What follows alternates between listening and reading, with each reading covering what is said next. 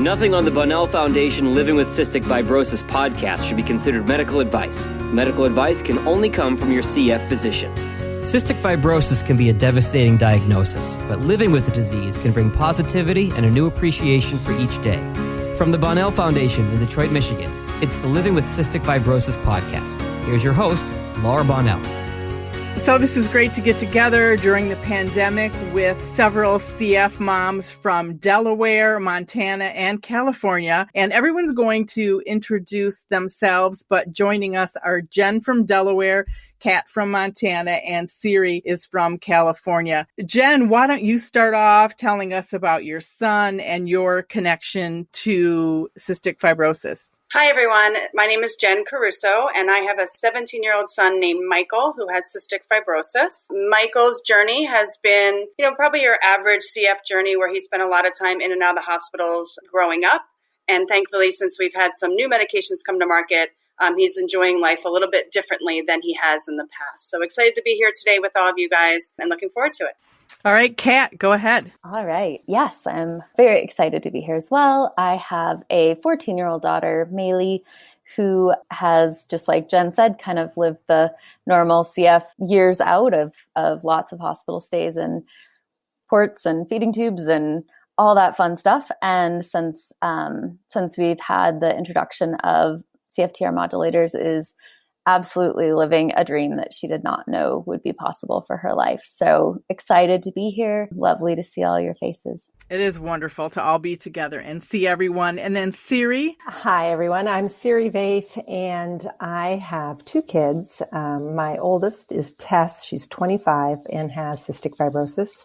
She has a 21-year-old brother, Dylan. She was diagnosed, this is the old ages before there was newborn screening. So it took us several months to reach a diagnosis. And I think we all, our kids have followed similar journeys: hospitalizations, sinus surgeries, diagnosis with diabetes. Tess has the added twist that she also has epilepsy. So it's added another component to it. And yes, we're in an exciting era. Those of us whose kids can benefit from CFTR modulators, just seeing the improvement she's seen in recent years as she's hopscotch from one to the next has been really exciting. And then I'll just mention again, I have two daughters with cystic fibrosis. Molly's 25 and Emily is 22. And Siri, when you mention newborn screening, I mean, that's something obviously that wasn't around for my daughters either. We didn't know that we had the cystic fibrosis gene, and it was very exciting when the newborn screening started to become a reality. And it was actually something, I'm sure you were part of it too, but we spoke to legislators on behalf of the need for this. We've come a long way in 25 years. Wouldn't you agree as far as that goes? Absolutely, in the sense that every state now in the United States has newborn screening, has cystic fibrosis part of the newborn screening panel. And yes, and I should add, I'm the director of CFRI, Cystic Fibrosis Research. And in California, we were very involved with getting it added to the panel. The thing that's interesting in the states, though, is that every state has a different program. And so some are better than others. Some test for more mutations than others. California is a very diverse state, so it's pretty broad. But there is kind of a before and an after with newborn screening. And in fact, I have a friend whose daughter is today turning 13, but she missed the newborn screening initiation by like 3 months. Her daughter was born 3 months before they put it in place. And she went 8 years without a diagnosis, just knowing something was horribly wrong with her daughter, but not having any answers. So yes, progress has been made. I kind of wish everybody had a more broad screening because we're a super diverse country. Yeah, Maylee was missed as well in California when she was born. She had just, I think, a year and a half off before the screening was at Stanford. So we had the 3 years of just total chaos of trying to figure out why our child was slowly dying. So yeah, it is such a wonderful gift to parents to be able to be proactive from the beginning rather than trying to make up for it down the road. And with my girls, our pediatrician didn't believe me. We saw the symptoms and we actually said to her, Molly needs to be tested for cystic fibrosis. And she was like, oh, you're a first time mom, go back to work. And I just kept reading more and more. And I said, oh my gosh, no, she absolutely has CF. You have to test her. And then as a news reporter here in town, I was heading to a breaking news story and she called me and she was like, pull over. She has CF. And we are still friends with that pediatrician, but we really had to advocate to get her tested because they just didn't see the signs. Jen, how about you? How was Michael's diagnosis? So Michael's diagnosis was a little bit different. At the time, we were living in Pennsylvania, and at the hospital we were at, while the state didn't automatically test for it, the particular hospital we were at had it as part of the newborn screening. So in a way, we were pretty lucky that Michael was diagnosed very early at 3 weeks old, and we had a very early intervention. That's great. And so now we're in the midst of a pandemic.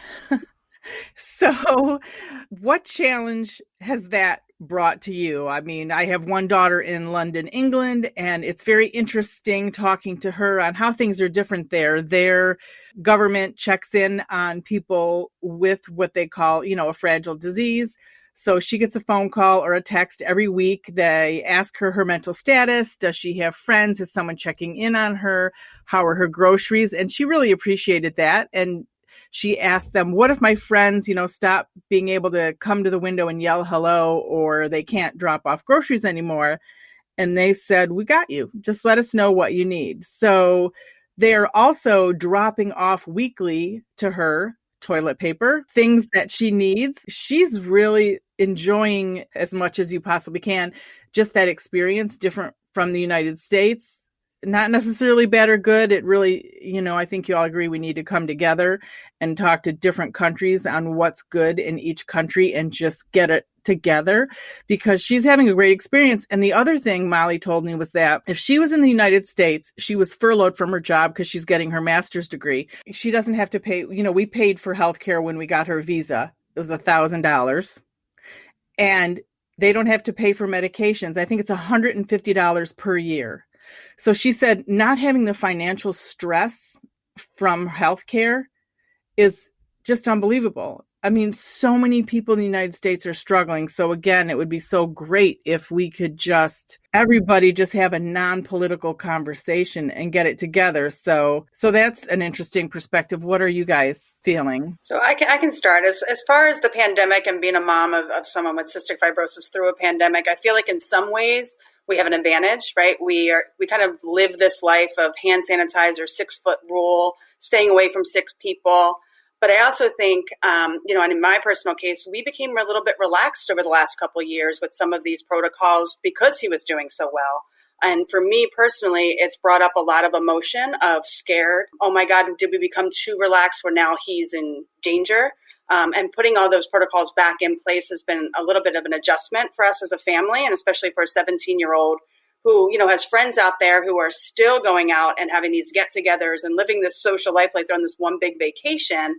And while he understands he can't do those things, I'm sure as a 17-year-old, it still has its moments of frustration. So I think in some ways we were prepared. In other ways, taken back and brought back a lot of emotions of scared for us in general. Yeah, I agree. It's perfectly said. I think that, we're in the same boat where we've had a year and a half of being like, oh my gosh, if there's a child with a cough, yeah, we're going to be smart about it, but we're not running and taking a bath in hand sanitizer like we used to, right? But I would say, it brings up all that emotion of fear and threat. But I also find that this was really the first time in which the last year, 6 months to a year, where we felt safe enough to allow Maylee to be engaged in extracurricular activities. So she finally got to start riding horses 3 times a week. She finally started going to classes that, art classes and all these different things outside of homeschool. And then it came to a sudden halt. So it was really this picture of what other kids have always had. And then the sudden pullback of back to CF life. So I think that's been really, she's doing really well with it. But I think overall, that's kind of the biggest loss that I see for her throughout this. I think for everything that you said, we as a community, I feel like, we are all obsessively, well, maybe you're not, but I am wondering, how many people with CF have been diagnosed with COVID-19 and what are the impacts of it upon them because of our fear for our kids. And I think numbers do seem like they're low, really because we are experienced with this and things that are kind of second nature to us, even because my guess, Jen, is that you're feeling like you're not at the top of your game is still like really, really, really good, especially compared to the general population. So in the beginning, it's funny because it was almost like not smug, but like, oh, we're going to be fine because we're so good at this, right? But then now the more we know about this and how contagious it is and all those things, but also it's like we're only as good as the weakest link, right? And you just see one little slip and it can send the whole house of cards falling. So, I mean, I love to hear about Molly's experience sheltering in place. Tess, she's 25. She is very fearful of getting this. And so she is almost 100% sheltering in place. I'll go out and do the forays for necessary groceries, but she said, I think one of the things that's happening, I'm turning into, I'm becoming agoraphobic. I'm like, I'm nervous to leave the house. So it's interesting to see her experience because, talking to other people who say this is, we're all hunkering down now. We know we need to do this. This is the right thing to do. The whole world is doing it, except for the 17-year-olds and 20-somethings who are flaunting the reality of it, but that's a whole other topic. But what's going to be interesting is when we start having this relaxing of the rules and society's somewhat getting back to normal, I think as a community, most people with CF are going to be very hesitant to do that. And I feel really badly for parents with younger kids and teens, because it's going to be really hard to see the whole peer group really going back to normal and still having now for us an increased fear about letting them participate. And I think my 22-year-old Emily, we only see her. She's in an apartment. We only see her when we give her groceries after they're wiped down completely with Clorox bleach and everything. And she feels the same as all of our kids, I think. She doesn't even want to go outside. Like, she's in her house. She'll either come to get the groceries from our house or we will drop them to her. But I haven't hugged her since this all started. We're still, 6 feet apart. And Molly goes running in London once a day before everybody wakes up because she had to come in. She went out and there were too many people out one day and she came back in. So yeah, it's very scary for them. And Emily actually said, the hospital used to be a place where you would go if you needed to get some care, and now it's not a safe place. And as we talk, I think about how important we are to each other and how much I've learned from all of you. I want to get your feelings on what you think the importance is about the connection between moms and what helps you. I think we can start with Jen. We'll just keep going around in our little circle. Sure. So for me, a connection with CF moms is really important. It's really the one place I feel a sense of normalcy. There's a lot of times where I'm talking to other people and I feel like, oh gosh, do I sound crazy? Or do they even understand the magnitude of the pain that I'm in right now? And I really feel like the only other person in the world that can possibly grasp what I'm feeling is another CF mom. And so I am so thankful for the relationships I have with all of you here and this podcast and outside of the podcast that really, really helps me as a support system to realize it's okay to be fearful. It's okay to cry and it's normal. And it's, and we're together, we help each other get through it. I'm just going to keep mirroring Jen's wisdom. But no, I think it's a very humbling place to be when you live as a CF mom, because you have this unbelievable perspective that you wish other people could have about the fragility of life. Yet you also are grateful that they don't get it.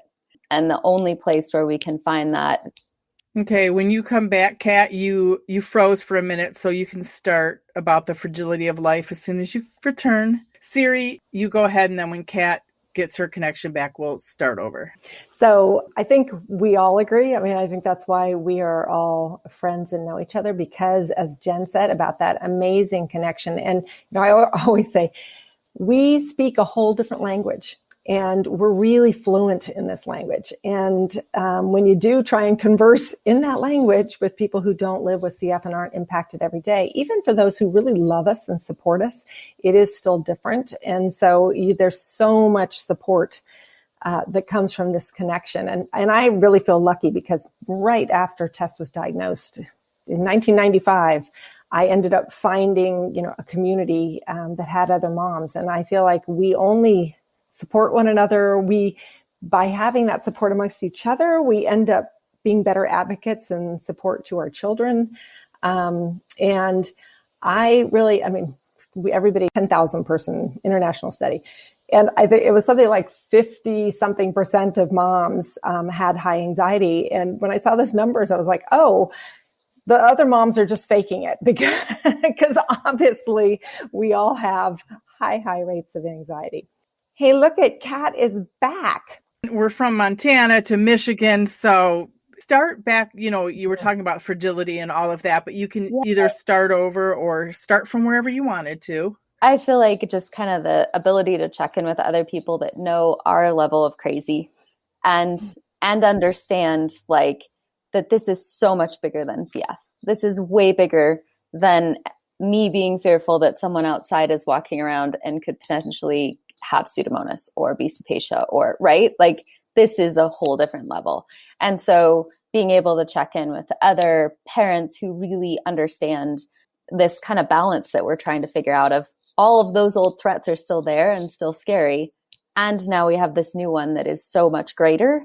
And are we reacting appropriately? And just kind of that like leveling of the playing field of just being like, okay, how do we keep ourselves peaceful and centered through all of this? And I think another challenge is that we were so used to if somebody brought their kids, who had a cold or were sick, you could say, oh gosh, I'm sorry, you can't stay. You're going to have to go. And so we've grown up that way with our children. And now it's very interesting in this pandemic because you almost feel like it's hard to say you're so worried because everyone is so worried. But there is this added, the general public may be able to go back to work, but our kids are going to be in quarantine probably till there's a vaccine in some way or another. There's just the same possibility just isn't there. Both my children lost their jobs because their employer didn't allow them to work from home. They didn't even get it in the start. So that's all very interesting. What are your biggest fears and your biggest hope coming out of this pandemic and in the midst of it? One of my biggest fears for Michael is that he sort of goes into a shell and becomes scared and the fears sort of eat him alive, so to speak, where he's afraid to go back to the normal life that he was living. I think I have the same fears for myself. Like, when is it going to be okay to go back out there? Will it have to wait until the vaccine? Is the vaccine going to be enough? Like, is it going to work? Is it going to be sort of like the flu vaccine where you still have this chance of still getting it, right? And what does all that really mean? I don't think any of us really know.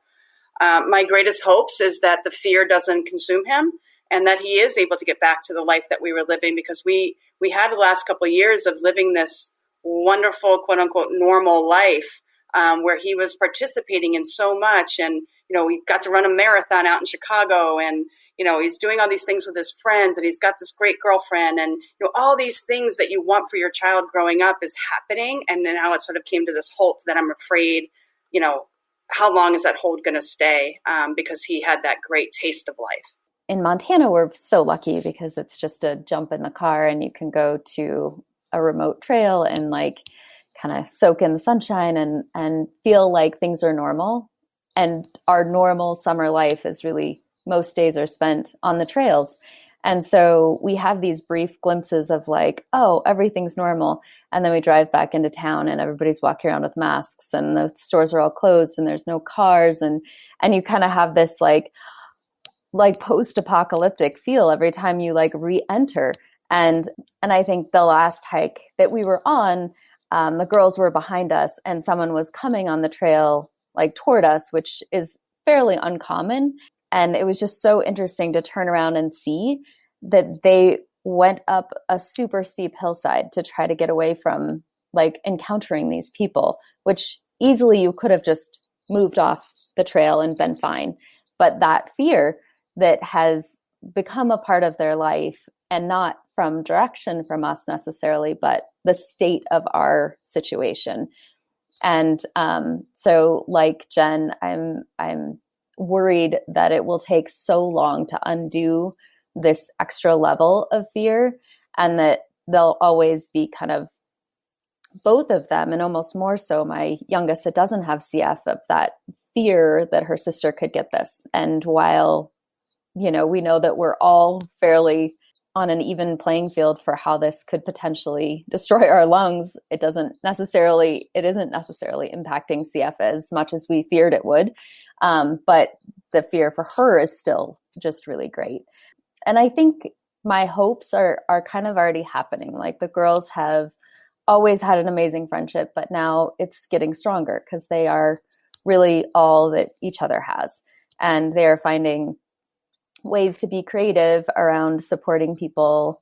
They're finding things that they can do in the neighborhood that's safe to help other neighbors. They're finding these things that allow them to give back and be a good, part of the community without being at risk. And I think that that's all of our hope, is that there's like some silver lining, some beautiful moment that can come out of all of this. And actually had both my girls write a letter today of like pretending like they were 2 years ago, writing to themselves to tell them what this was going to be like.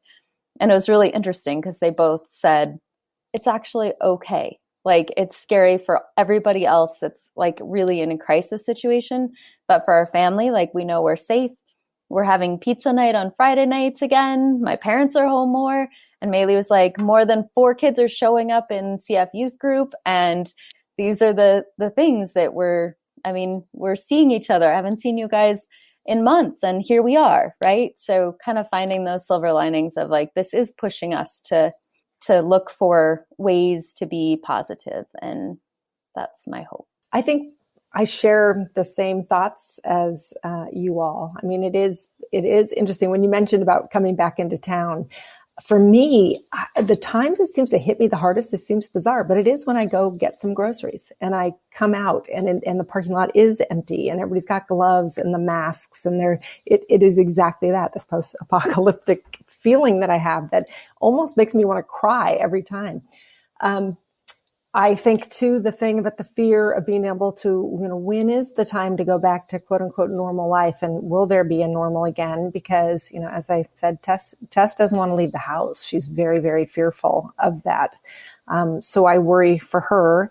Obviously everybody is connecting virtually. She's doing that. And I will say for her, it's been an amazingly creative month. She's a musician and she has written songs, recorded songs. She's doing, Spotify playlist push. I mean, in a way, she's probably done more for her music as a do-it-yourself artist in the past 6 weeks than she has in the past year. I mean, so there's a positive that she's found an outlet. And yes, she and her brother they were already close, but I feel like this is a bond. It's been interesting to see his stress about being out in the world and what he could bring to her. He's incredibly careful at a time when many of his peers, I mean, he's in college. We went up to get his stuff out of his house, and his 21-year-old housemates are there with a whole crew from 2 different cars that have pulled in, and they're sitting around, having their own little party as if there's no pandemic.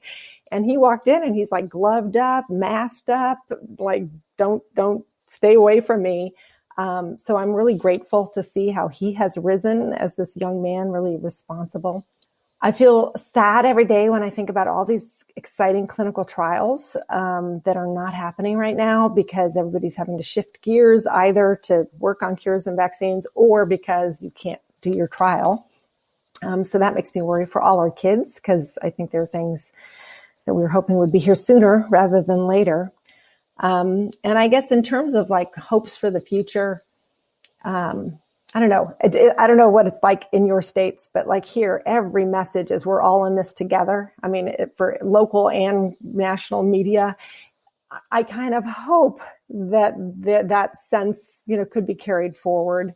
But really, as selfishly as a CF mom, what I really hope is that the sense of awareness now and knowledge about hand hygiene, coughing in your elbow, not in your hand, all those things, that this isn't a flash in the pan during the pandemic. And then we all go back to the way we were, which is just having to be, protecting ourselves from the rest of the world.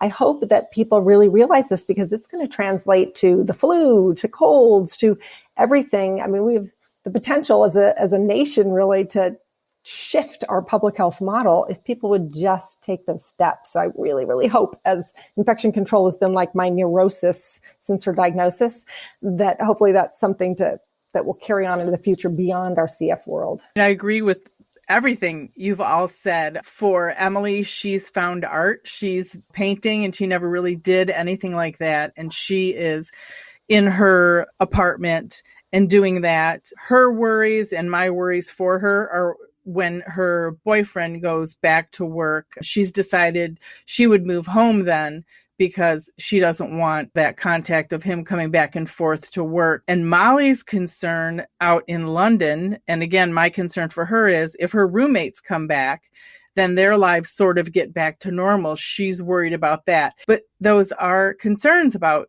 everybody wanting to get back to normal. I won't feel good about them going anywhere until there's a vaccine. I mean, I'm sure you all feel the same way. What can we come out of this pandemic with? What new loves or things like that? For all of you, what, aside from talking to other CF moms, what makes life easier for you during this pandemic? I think for us, everybody being home, right? My husband's here. Quite honestly, I'll just throw it out there. My son's girlfriend has been staying with us for the last 7 weeks. Again, he's 17.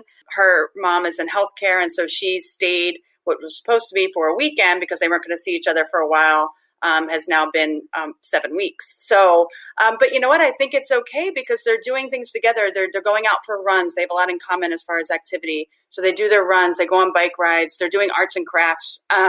They're doing their schoolwork online. So, my son is an only child. We do have a stepson as well, but my stepson is staying with his mom through this. So I think it's a lot better and better for his mental health to have somebody here and just watching, everyone, we're in this together. There's 4 of us. We're cooking together. We're, having family game night. We're playing cards. We're, playing pool, whatever it might be. And I think, it's sort of a small little blessing through this is that time we now get together that we otherwise wouldn't have had. Yeah, I agree. It made everyone pause and just live in this moment, which is so hard for our society really to do. Yeah, I think, for me, living in perpetual winter, it's definitely like getting outside and seeing sunshine starting to come. And we're in a really interesting ecosystem where we're at 6,000 feet and we're in the mountains, but you drive 20 minutes, 30 minutes, and it's 15 to 20 degrees warmer. And it's just a totally different, high desert kind of feel. And so we can drive for an hour and get out to Red Rock Canyons and just be outside and not have a feeling of risk exposure, which is huge. I feel like walking in town, everybody knows who we are. It's a town of 2,200 people. So we are, everybody gets our mail. And we're very nurtured by our community, but it's also very difficult to not connect with people. So we find leaving is really helpful. And then I think this kind of thing happening.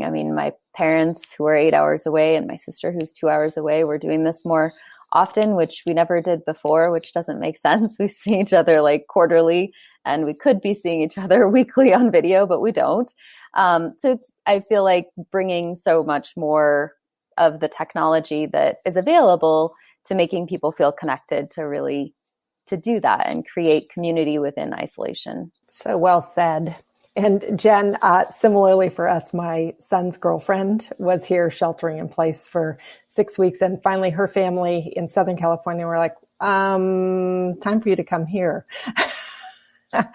So she just left, and it's been really hard for him because it did make a big difference we have all this family time and we are playing more games and we're having more dinners together, but having that outside energy, I have to say, was really a beautiful thing because we are feeling so isolated. But I think it's funny because Tess said, oh my God, I feel jealous because he's got this partner and they would go out and hike and do all these fun things together. But so it ends up, she made a music video to one of her songs and they were the stars of the music video, right, that she released. So, they're finding ways to make this happen. And I agree, getting outside for me has been a huge thing for my mental health. I live in Santa Cruz County in California, which is a beautiful county with redwoods and beaches. And it's been kind of odd because we've actually had to, they have closed all the beaches and parks for certain periods of time because so many people travel from inland out to the coast to be there. So, and, not everybody's having the same social, physical distancing, et cetera, that we would like to see. I also agree. I want a third or fourth, what everybody said about connecting with people. It's funny. I have two sisters and we don't live that far away from each other, but we're all busy with our lives and our jobs and kids and activities. And, at least once a week, we have a Zoom talk, which, sometimes we go far longer than that without talking, even though we're very close. And then I have a group of girlfriends and every month we have dinner together, or would have dinner. But every Friday we have cocktails together and we have Zoom. We all come to our tables with our libation and have a visit for an hour. Like that wasn't happening before. And it is like, why wouldn't we have done that before? Because it's an interesting thing when you can't do it. It makes you want it, but when you can do it, sometimes you don't take advantage of it. So maybe that's another one of those, hopes and lessons from this to carry forward about just the importance of always making the connection when you can. And I would agree, going for walks actually in the suburb of Detroit, sometimes it's really busy and you're like, okay, I'm going in the middle of the street while you're on the sidewalk, but it's good to see that people are moving over. So that's good to see. And then of course, same thing, doing Zoom with friends or waving to a neighbor. I do feel almost more connected in some ways. One of the things, going back to something Jen said earlier, as far as being prepared for this, we didn't have any N95 masks. We should have had them, but we don't have those. I actually was able to get two, and I shipped one to Molly and have one for Emily as well. What other concerns do you have today as far as how things are going in the country as far as the pandemic? And then I also wanted to talk about maybe your hopes for the future in CF. So as far as hopes for the future for CF, it takes me back to, as a mother, when you first learn you're pregnant, you start having all these amazing dreams and hopes about what life will be like for your child, right? And all the way through, them having all these friends through grade school and activities and taking you through, college life and careers and having their own family. And someday I'm going to be a grandmom. I'm not even a mom yet, but I'm thinking about being a grandma, right? So all these things start happening and racing. And then you get a diagnosis like cystic fibrosis, and they all sort of crumble around you. And it's extremely painful to lose those dreams and that hope. And so I think what the new drugs did for me is sort of light that fire back of all those feelings I had when I was pregnant, to realize that those could be a real reality now. And while through the years with Michael, I didn't lose hope, I was just sort of taken back by some of the reality of our situation. But I always still had those hopes in the back of my mind. And I feel like now with the new drugs, for the first time in 17 years, there's the reality is my son has a real chance to outlive me. And I've never had that feeling. And so that brings everything back to life. And it's sort of like, this is going to be okay. He's going to have all those things I thought about are going to happen for him. And I couldn't be more thankful. I think it's funny what you said, Laura, about the masks, because I honestly did not even kind of grasp the complexity and severity of this virus. Like when people were first talking about it happening in Europe, like I just really tune out of most things that I feel like I can't control, and things that I feel like if I buy into it enough to understand it, it could overcome me with this feeling of I can't do anything. And, oh my gosh, look, it's, what's happening to our world. And so I really stay a long ways away from it until I realized I didn't have hand sanitizer. I didn't have wipes. I didn't buy into the toilet paper plan. Like I was totally ill prepared. And, the beauty in that was that our community came together, and I get Lysol wipes dropped off on our doorstep with notes saying, I've sanitized this note, I've sanitized the box, and here is another one for you. I'm sure you're running low. Like it has brought about so many amazing characteristics of people as a community, as just humanity, that that really just lights that fuel of of, oh my goodness, like there's so much good even, and maybe because of what's going on that we get to see this in people that otherwise we wouldn't have. I think my hope is definitely kind of a mix of what Jen and, well, all of you have said, but I hope that people take this fear and it's something that they carry forever, and that they change the way they are in the world because of this pandemic. I hope that they treat everyone with chronic illness in a different light, knowing what this fear is like to live with every day. And I guess I hope that we all come out of this with a different sense of understanding and gratitude as well. Well, I'm with you about the toilet paper being ill-prepared. I mean, it is funny. Well, California, as most people know, horrible fires, right? I mean, doesn't matter the season anymore. So between that and when there was a remodeling construction project at Stanford, when they gave patients N95s to keep so they could wear them to and from the car. So we ended up having a small amount of those, just enough for family members to have. But so I was happy about that. But when I first heard, that there was a run on toilet paper, I laughed. I thought, this is the nth degree of absurdity that in a pandemic, it's all about toilet paper. And so I thought, oh yeah, but in a week it'll be back, 2 weeks, 3 weeks, 4 weeks, 5 weeks. So that has been the funny thing. What role toilet paper has now taken, almost bigger than Lysol wipes for me. But I agree. I mean, it's interesting where I live. There was a note on my mailbox saying, just checking in. I'm your neighbor. Is there anything you need? Here's my cell number. Here's my name. We'd never met.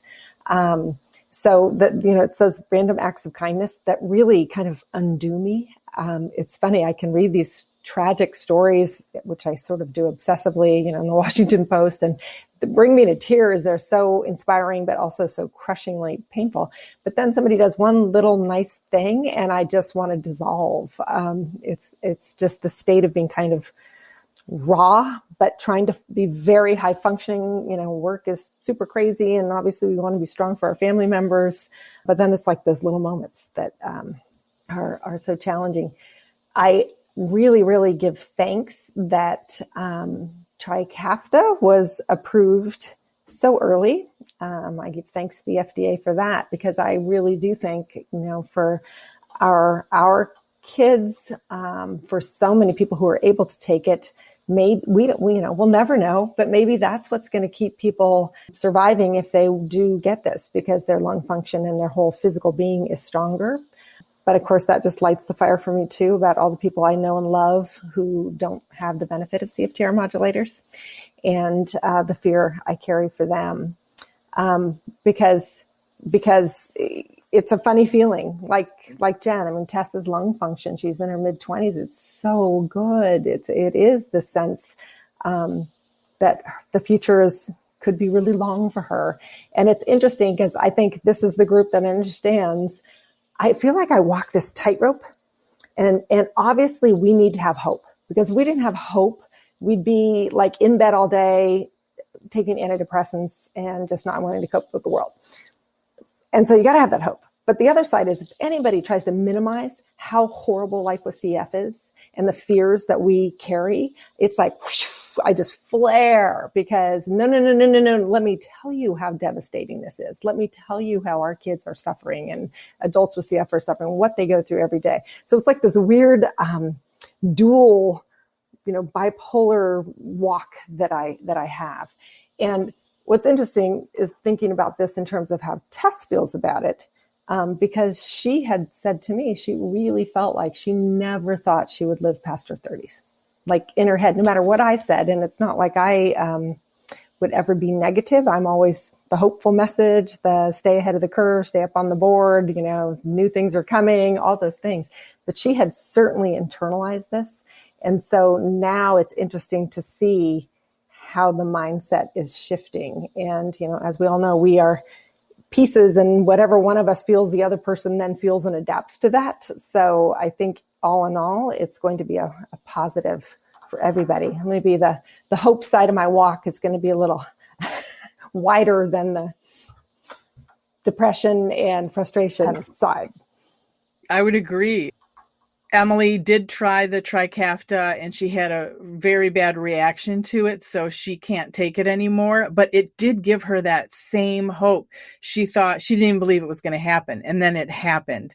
And so now she's excited and waiting for the next thing that comes out, because she knew how great in 9 days of that drug, it was life-changing for her. And they still may try it for her when she can ever go back into the hospital to try the meds in the hospital. But mentally, it just gave her hope for the future and to have a life with someone else. Like, she never thought, oh, I'm never going to get married. She wouldn't have enough time. So that's been wonderful. She's doing a lot of journaling and that's great. And then Molly is going to have to wait to take Trikafta until she can do all the liver function tests and get all of that done. But still, so much hope. So it is wonderful. And to know that there's so much in the pipeline already. 2 years from now, there's Translate Bio has a lot going on. Proteostasis, they have a lot going on as well. So it is good when you think about the future. I agree. And I think as far as what Trikafta has done for May, but just if we were in this situation and she were still a 14-year-old coughing all day long and having lung function in the 60s and 70s, how different I would feel, how much less safe I would feel right now in this. And just that she used to be hospitalized every 2 to 3 months. And now we haven't had that in a year and a half. So if she was needing IVs every 2 to 3 months through this, I cannot imagine my mental health status. I would be terrified all the time, and we would probably be less proactive, right? We hospitalize, we do IVs, we do all these therapies as soon as, we have this sense that this is, a CF thing that needs to be addressed. But if you're fearing COVID over CF pathogens, it's possible that, you don't react as quickly. And so I think that's another huge component of gratitude. I wish it would have worked for Emily. I'm sorry. It was devastating at first, and she got great advice from the social worker. She's in teletherapy every week. They did tell her it's a post-traumatic stress situation. You thought you had gone from a deadly illness to a chronic illness, and she had all this hope, and it was something she was waiting on, but she feels so good now, and she's still so hopeful for the future. So it was just a process we all had to go through, because I felt like I can sleep now. I can actually sleep because my kid's going to outlive me. The same, we're all having the same thoughts, but it was such a relief. And the thought of them not being on anything right now, it is difficult, but we're totally, hoping that something will come down the road. And of course it will. As we wrap up, what kinds of quick thoughts do you have for other CF moms? Because just talking to you guys, this has made my month, possibly my year, but it's so wonderful to talk because we can relate to everything. So what's your little message to other CF moms as they're listening? So I think one thing you can learn, especially if you're new to this area, is that the fear is okay, but there's so much that's changed through the years that you could be less fearful. But I think one of the things that, I personally have learned is the connection with other CF moms is so, so important to help you through it, because they can give you advice from older CF moms who have already walked that walk. That can give you advice on what to do, or even, new CF moms who might have learned something new that you haven't tried yet. So just that sense of understanding from one another. My biggest piece of advice is to create a network and to utilize that network for your support. It's kind of the find your tribe idea. There are obviously so many CF moms out there with all different varying perspectives on how to manage CF and how they perceive it. And I think, obviously there's a reason that we're all together, because we're looking at the scientific aspects of CF. We're also very hope-based rather than fear-based. And so that's why, we all come together, is because this works. We can look at things and understand the CF component of it, but we can also be hopeful for the future. And so I think for moms, just really knowing that there are so many CF moms out there of all different ages for their children that can be a resource to you and that can give hope in times of, just a lot of harrowing moments that we've been through and maybe gotten through in a way that, could be of benefit. And also I would just say encouraging peer connection through this. And that's not just a plug for our Attain Health program because it's free. So that's not a plug, right? But I think getting kids together and helping them to feel normal in CF is so important. And especially now when they're missing their normal peers as well, but just helping to kind of bring in that sense of community when it feels so distant. I agree with all of that. I feel like when I think about my life now, and obviously none of us would choose to be in the CF community, no matter how much we love the people we have come to know, because we would love for our kids not to have CF. But having said that, it is stunning to me when I think about my life as it is now and the meaningful, deep relationships I have and how many of those are solely came to be because of CF. And just the power of knowing other mothers. I mean, it is about finding your tribe. Obviously, people have, when I said we're fluent in another language, well, yes, there are dialects. But I mean, I think about how, when Tess has been in the hospital and how, being able to text a group of friends whose kids have go through this, the texts that come in are so meaningful because it's just, you can say so much in such few words because we know each other.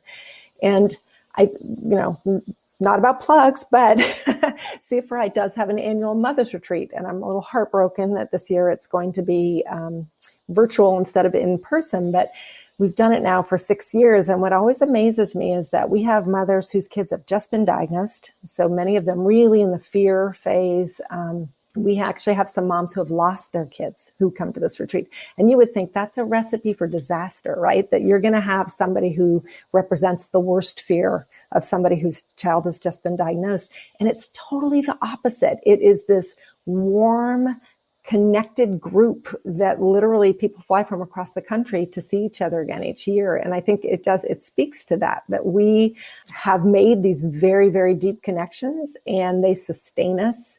And, the stronger we are and connected, the better we are in supporting our kids to be the best they can be in light of this horrible disease. And I agree with all of you, and there's nothing wrong with plugging anything from our foundations. We're going to be sure and put the links and pictures of everyone, and it's all great advice. I think we have so much hope. And as we've all talked to our kids and have seen through our kids, our love of life is so much deeper because of cystic fibrosis.